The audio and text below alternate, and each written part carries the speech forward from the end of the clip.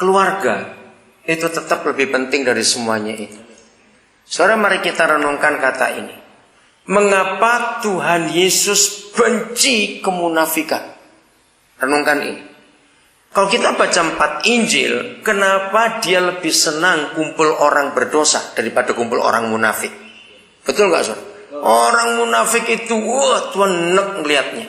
Kenapa? Karena Tuhan itu nggak bisa dibohongin. Kenapa kita tipu dia? Dia kan maha tahu.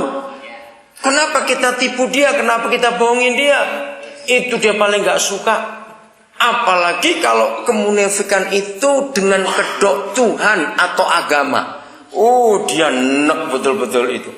Begitu kita baca kitab 4 Injil itu, dan tiap kali Tuhan Yesus ketemu orang Farisi, ketemu imam-imam ahli Taurat, saudara bisa bayangkan rasa gregetnya dia itu kayak apa. Kenapa? Karena kemunafikan itu. Nah, lama sekali saya mempelajari di mana sumber kemunafikan itu? Kenapa orang itu bisa munafik? Saudara, kemunafikan selalu, dengarkan ini, kemunafikan selalu berkedok agama. Selalu. Lihat negara kita, seperti negara beragama. Lihat kalau kita dalam acara-acara resmi ada pejabat-pejabat. Kenapa bangsa kita nggak pernah respect kepada pemerintah? Karena kemunafikan ini. Semua pidato-pidato bangsa kita sudah enak lihat itu.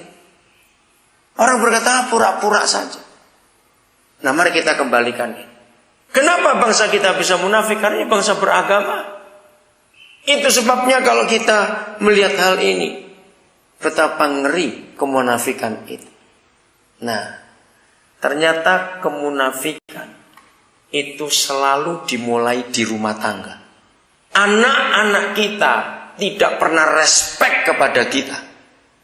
Bukan karena kita nggak memberi mereka uang. Anak-anak kita nggak pernah hormat kepada kita.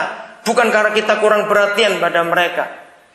Cukup lama saya meneliti kebenaran ini, dan hasilnya sungguh menakutkan. Anak-anak kita nggak pernah respect kepada kita karena kita di rumah dan di luar rumah itu beda kelakuan. Jawab iya atau tidak? Anak-anak kita nggak respect kepada kita karena kita pakai topeng. Anak-anak kita enak lihat kita. Saya berkata kita itu umum ya, bukan cuma kita di sini. Alkitab kita adalah satu-satunya kitab suci agama di dunia ini, yang begitu banyak bicara tentang kata pulang, rumah, keluarga. Tidak ada kitab suci dari agama apa saja, dan tidak ada buku apa saja di dunia ini yang begitu banyak membahas tentang kata rumah, kata pulang, kata keluarga, kecuali kitab suci kita ini. Satu-satunya Tuhan yang berkata, tidak tahukah kamu bahwa tubuhmu itu rumahku?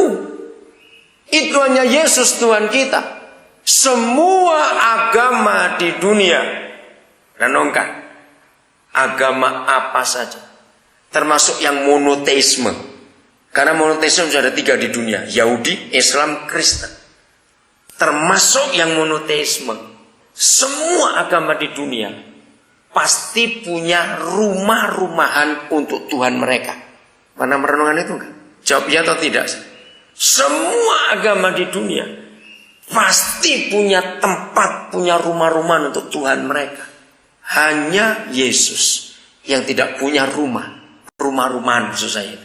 Maka itu dia hancurkan bait suci, dia nggak pusing. Sebab kalau bait suci masih ada dan tabut masih ada, saudara bayangkan tiap tahun kita mesti ke Yerusalem, celaka sekali kita ini. Betul tidak? Bukan cuma untuk persembahannya, Tuhannya di situ. Semua, termasuk yang disebutkan tadi itu, termasuk orang Yahudi. Mereka anggap bait suci itu rumah Tuhan, maka itu ribut terus sampai hari ini.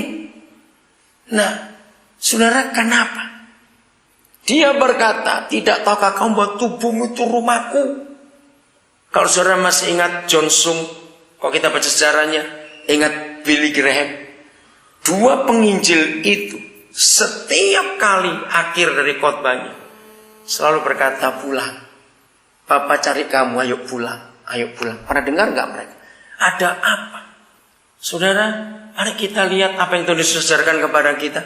Satu kalimat yang saya selalu pegang adalah belajarlah dari anak-anak. Saudara lihat, semua kita sudah punya anak, kecuali 2 ini anak saya belum menikah dari situ. Kalau kita ajak anak-anak kita waktu mereka masih kecil, saya tuh pernah buat penelitian itu sekian belas tahun. Ada rahasia apa? Kita ke pesta ulang tahun dah, nggak usah pesta pernikahan, anak-anak kita nggak ngerti. Pesta ulang tahun, ke acara-acara yang ramai sekali, musiknya ramai, permen, makanan, balon, wah acara badut ramai sekali.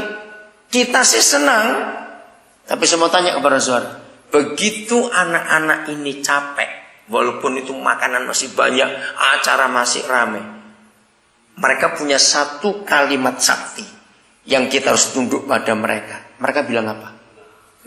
Pulang mak, pulang. Kalau sudah begitu mau dibujuk kayak apa saja, nggak ada yang bisa nggak. Pokoknya pulang. Saya pernah meneliti kata pulang ini.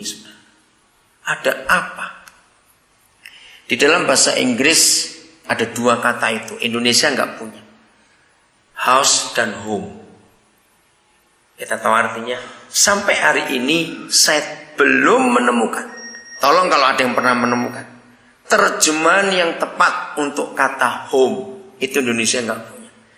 Diterjemahkan tempat tinggal masih lumayan. Tapi sebetulnya home itu nggak sekedar house. Suasananya itu loh. Betul? Maka dari kata itu kita nyimpulkan begini.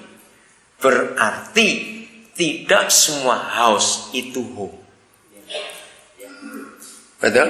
Rumah yang mewah 12 miliar belum lama ini anak saya sama saya bilang, "Pak, ditawari rumah di Menteng." Loh, kenapa kamu tawari rumah? Enggak tahu juga itu, mungkin orang apa itu properti apa gitu, mungkin salah alamat. Harganya 25 M di Menteng itu. Itu bangunan tahun 1920 sekian sama Belanda. Terus kamu apakan? Saya tanya gitu. Ya enggak saya balas.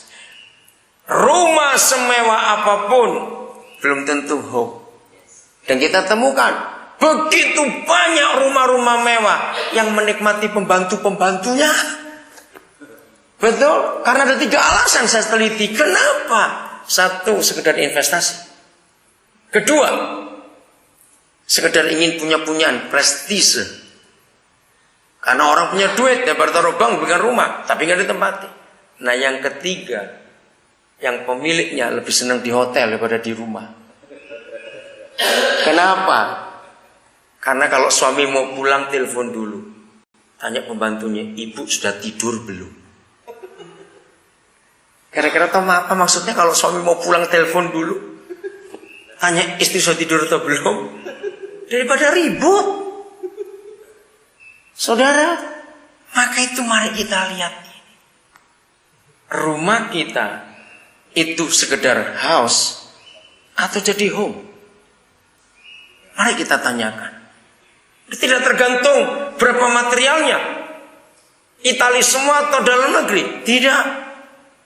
Home itu ditentukan bukan nilai rupiahnya, nilai materialnya. Home itu ditentukan oleh 2 orang yang namanya suami istri. Kalau 2 orang itu harmonis hidupnya, rumah gubuk pun itu home. Bisa dinikmati. Mari kita jujur pada diri kita sendiri. Kita ini pengusaha semua. Maaf, jangan tersinggung. Karena saya nggak menunjuk salah satu, tapi saya bicara umum sebagai pengusaha. Kalau sampai ada pengusaha Kristen, home-nya itu adalah hotel, celaka sekali kita. Mari kita jujur pada diri kita sendiri dalam hati.